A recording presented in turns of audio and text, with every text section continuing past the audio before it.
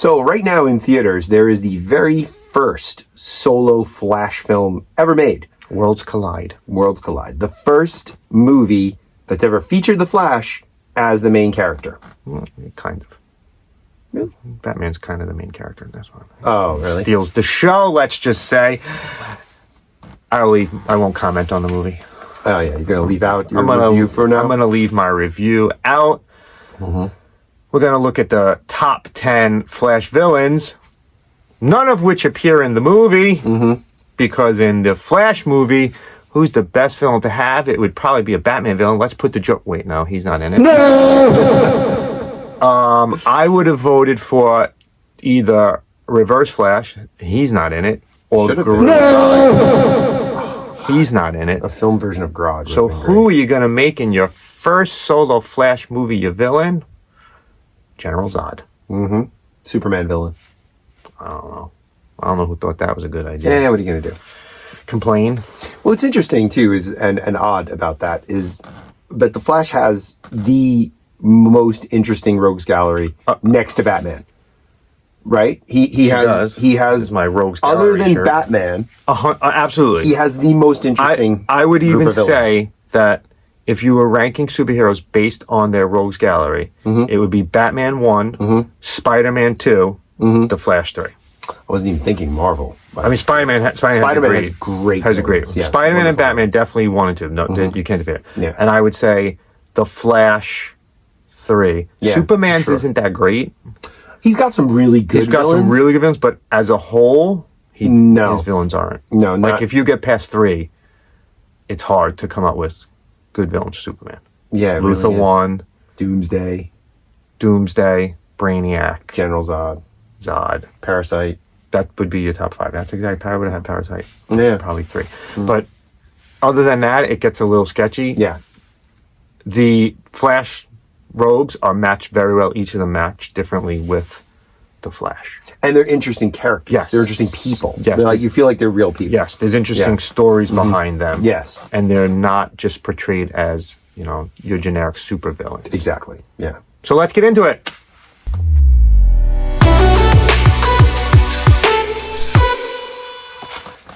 Number 10, The Top, otherwise known as Roscoe Dillon.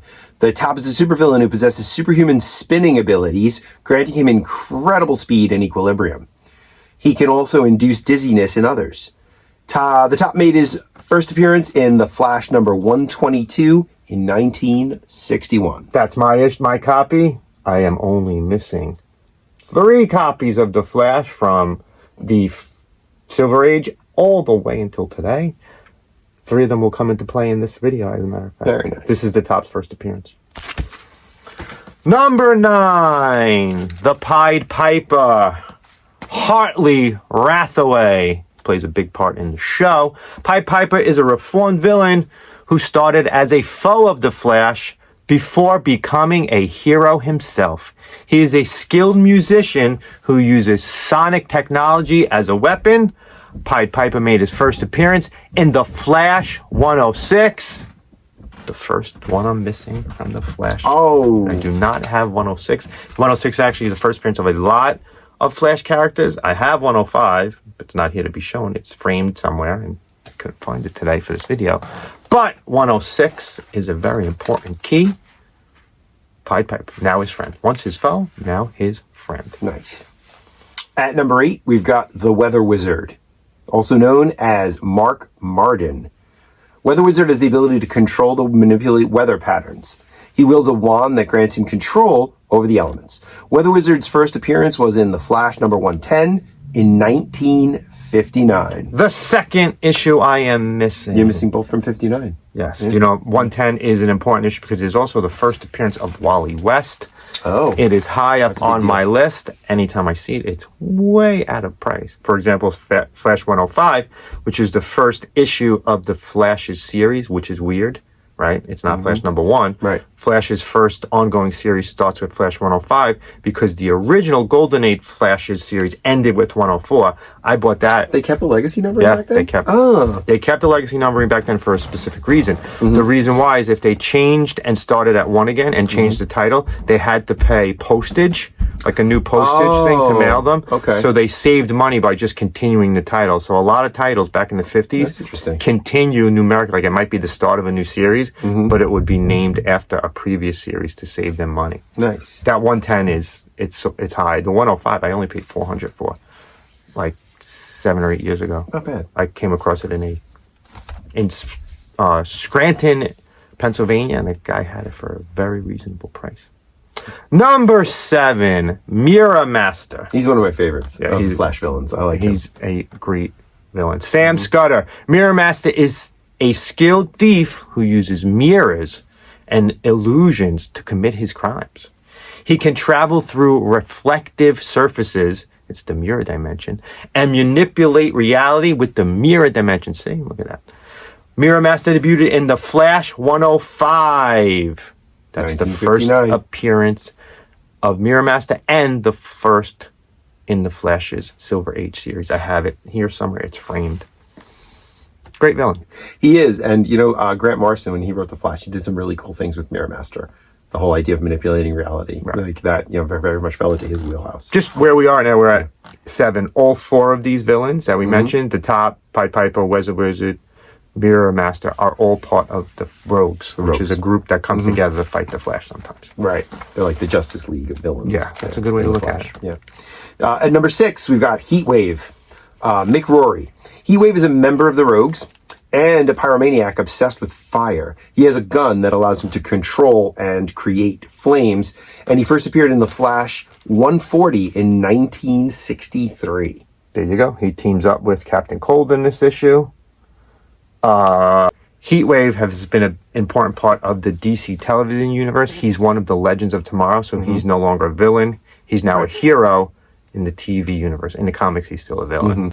Number 5, the Trickster, otherwise known as... Number 5, the Trickster, or James Jesse. Not Jesse James. Not Jesse James. James I think they used Jesse. that as a... Of course. The Trickster is a flamboyant and unpredictable villain who uses a variety of gimmicks and gadgets to create chaos. He's known for his love of pranks and theatricality. The Trickster made his first appearance in The Flash number 113 in 1960. Also, in the 1990 television series, was portrayed by Mark Hamill. That's right. One of probably the best villain on that original Flash series. There is a Flash series from 1990. If you've never seen it, It's a good one. I suggest I think you could get it streaming or you can buy it on DVD. I have it on DVD. Right. John Wesley Shipp plays the Flash, Yep. and he has a really, really kooky villains on there. Yeah, if you're younger and you watch that series, just be prepared. It's a little dated at this it's point. definitely dated now. But it's really enjoyable. It's a lot of fun. A lot of fun. A lot of cameos from actors from that time period. And a lot of those actors from the original Flash series make their way to the newer Flash series as well. Absolutely. John Wesley Shipp plays Barry Jay Allen's Garrick. dad. Oh no, Jay Garrick. Right. And Barry Allen's dad. He does play Barry Allen's dad too, right? Yeah. Yeah. 1978, you believed a man could fly. 1989, The Dark Knight was reborn. Now, lightning strikes again. This fall on CBS, get ready for The Flash. It happened once, What's that? and when it does, Hey, Murph, we saw it. you'll want to be there. I need to come. The Flash. Catch the very first episode. Okay. Number 4, probably my favorite one of the Flash. Definitely villains. my favorite. Gorilla Grodd. Grodd is a super intelligent gorilla with telepathic powers, including mind control and telekinesis. He possesses immense strength and is a constant threat to the Flash. Gorilla Grodd made his first appearance in The Flash 106, which is the same as Pied Piper. Uh-huh. And how can you beat a telepathic You cannot. gorilla? It's so good. What a great character. He was great on the Super Friends too. Oh yeah. He has a And Brave and the Bold. and Brave and the Bold, and he appears in the Flash series recently. He's a villain, I guess, about 3 years ago. He's a constant threat to the Flash no matter where we are. He's never turned good. Nope. He's never done the right thing. He's Never. always been a villain. He is not a member of the Rogues Gallery. No. He can't get along with anybody. No, he cannot. No. He only fights for the rights of gorillas. Gorillas. And that's basically Mostly his himself. own rights, yes. You sure you want me to take this next one? Yeah, you can take the next one. All right. This is a big one. Big one. Number 3 is Captain Cold, Leonard Snart. Leonard's a really interesting character. Captain Cold's a notorious member of the Rogues, a group of villains who frequently clash with the Flash. He wields a cold gun that can freeze objects and create ice. Captain Cold made his debut in Showcase number 8, 1957. Which is also the second appearance of the Silver Age Flash. Nice. Showcase 4 being his first appearance. That one is worth a lot of money. I think out of the Rogues for the Flash, Snart is my second favorite next to Gorilla Grodd, because I like villains who have like a really strict code of honor. Right. And he does have that. He's not a. He does. He's not just a random murderer. But an important thing with the Rogues, they don't kill. No. They don't kill people. No. They're just basically thieves. Yeah, except for Grodd. Grodd's not a rogue. He's a killer. But the Rogues as a whole, they don't kill people. And Captain Cold, like Gorilla Grodd, was an important part of the Super Friends. Yes, he was. He was a member of the Legion of Doom. Yep. He also, like Heatwave, became a hero on Legends of Tomorrow. Right. So on the TV DC universe, he's a hero. In the comic books, still a villain. Yeah, but also it has to do with that code of honor. It's the way he's able to even become a villain. Or a hero, rather. He's a good character. Yeah. And these characters, that's what makes Flash's Rogue so well received. They have depth to them. Yeah, they're interesting characters. There's a story behind them. Right. His sister just missed out. He has a sister in the comics, Golden Glider. She would have been probably number 11 or 12 if we would have went further with this list. Right. But let's look at number 2. Number 2 is Professor Zoom, Hunter Zolomon. Zolomon is another major enemy of the Flash. He is known for his sadistic nature. He's probably the evilest one on here. He has the ability to manipulate time and space, making him a formidable opponent. Zoom first appeared in the Flash Secret Files and Origins. Number 3. That's his first appearance. In 2001. Yes, he is the latest of the Flash villains. He's an interesting character because he, if I remember correctly, and we'll get into this a little more in a minute, he doesn't have a connection to the Speed Force. He manipulates time to slow it down. Right. So he's not really moving quickly. No, he's not moving quickly. Moving slowly. That's right. He makes everything move slowly, and he continues that way. It's a cool power, yes. I would like that power. Now, let's get to our number 1, which kind of confuses a lot of people out there. It does. Confuses me. Take it away. Number 1 is the Reverse Flash, or Eobard Thawne. Thawne. I wanted to say Thrawn, like the Star Wars guy. Yeah. Eobard Thawne, who's the Reverse Flash, is an arch nemesis of the Flash. He's a time-traveling speedster from the 20th century who seeks to destroy everything the Flash holds dear. His first appearance was in The Flash number 139 in 1963. He is often confused with Zoom.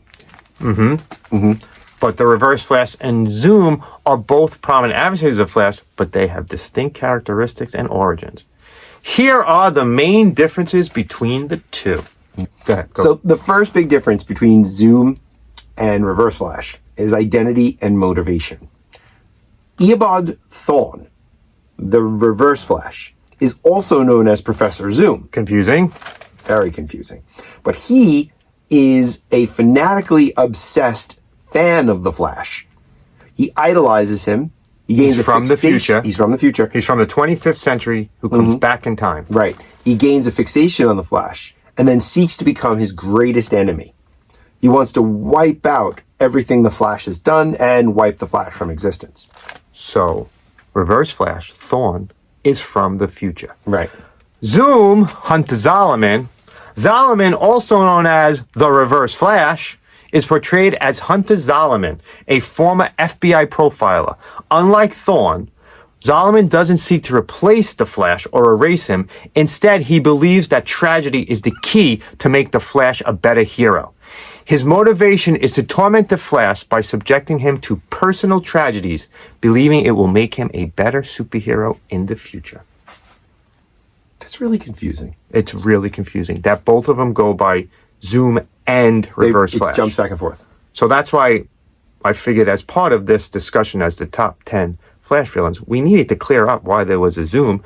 And don't forget, they wear the exact same costume too. This is why DC's continuity is a mess sometimes. There you go. And why they have to keep rebooting the universe. And neither one of them is in the Flash movie. Definitely should have been. Okay, number 2 difference, powers and abilities. Reverse Flash, Thawne, There you go. possesses the same superhuman speeds as the Flash. He's also connected to the Speed Force, right. makes him a speedster. He can move at incredible velocities, manipulate time, and vibrate through solid objects. So he has all the same powers as the Flash. Right. Like I said, he's connected to the Speed Force, and Actually, the negative Speed Force. the negative Speed Force. Yes. I'm confused. He's connected to the negative Speed Force, which is a dark counterpart to the actual Speed Force. This is confusing. This is why we're doing this. So if you didn't notice, I'm betting most of you watching this didn't know that there was a difference between Professor Zoom and Reverse Flash, or Reverse Flash and Professor Zoom, however you want to call it. This is very confusing. I'm confused, and I'm talking about it. And we researched this, and we're still confused.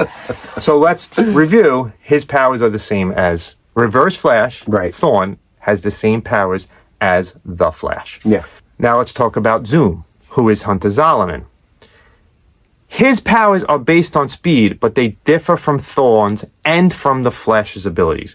Zoom can manipulate time relative to himself, giving the impression of super speed. He's not connected to the Speed Force or the negative Speed Force. So he's a fake speeder. Basically, he's a fake speedster. He can slow down time and make it appear that he is moving fast because the time around him has slowed down. Kind of makes him look like he's a speedster, but he's not. So there's the difference. Okay. Thawne is a speedster. Zolomon, not a speedster. And now let's look at the third and final difference between the two. The last is Thrawn. backstory and origin. Reverse Flash, Eobard Thawne, his origin varies in different storylines. He typically starts as a fan of the Flash, who gains his powers through From the future. scientific means. Well, Flash gains power through Same thing. means, yeah. Thawne's obsession leads him to become the Reverse Flash, travel back in time to confront the Flash repeatedly. In some storylines, he's actually the one who kills the Flash's mother. But not others. Not others. In some stories he is, some stories he isn't. He should have been in the movie. Batman's so much easier to understand. It sure is. Origin is. No, his villains are so easy to understand. But now look at Batman 2. There's 3 Jokers, so don't even Yeah, say not it. anymore, though. Oh, okay.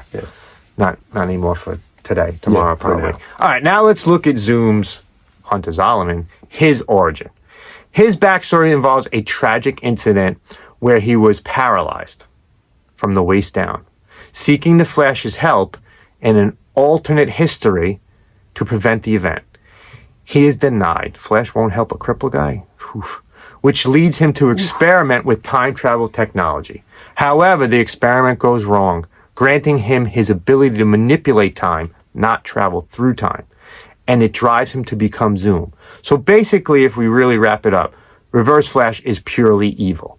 His goal is to get rid of the Flash and make his life a living hell. Whereas Zoom, Zolomon, his goal is to make the Flash better. He's not as bad, right? And he appears later in the Flash's history, right? Reverse Flash has been around since 61. Zoom doesn't come into play until like 2001. So the Reverse Flash, Eobard Thawne, is a time-traveling speedster who seeks to replace the Flash and erase him from history. While Zoom, Hunter Zolomon, is motivated by the belief that tragedy makes heroes better, stronger, more heroic. And he manipulates time to subject the Flash to personal tragedies. While both villains possess super speed, kind of, their identities, motivations, and approach to their antagonist, the Flash, differs significantly. Are we clear now on the differences? Everyone is now aware that there's a Reverse Flash and a Professor Zoom who are different, but sometimes the same. I'm still trying to figure out how Palpatine fixes into this with Thrawn. throughout this video, Brian has said Thorn wrong. That has been edited out multiple times. I'm never going to get over it. Giving me a lot of work to do on this video. But or just leave it all in. hopefully we're clear now. I don't care. Leave it all in. Thanks for watching. Love what you collect. Collect what you love. We'll see you next time.